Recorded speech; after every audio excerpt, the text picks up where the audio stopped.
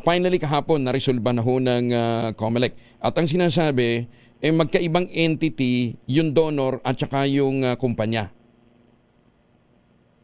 Ang basis po ng desisyon ay yun din pong sinasabi na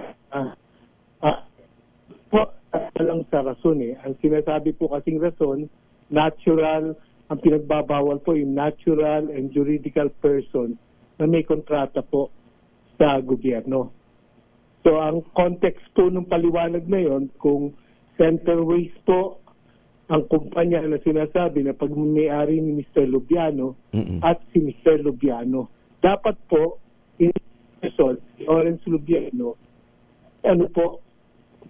kumpanya na contractor po ng gobyerno. Kaya ang depensa po nila ay in his personal capacity. So doon po may dalawang issue na sinulat ang aming campaign finance office na sa entity concept po at saka sa batas po, hiwalay po ang personalidad ng dalawa, pati po ang liability.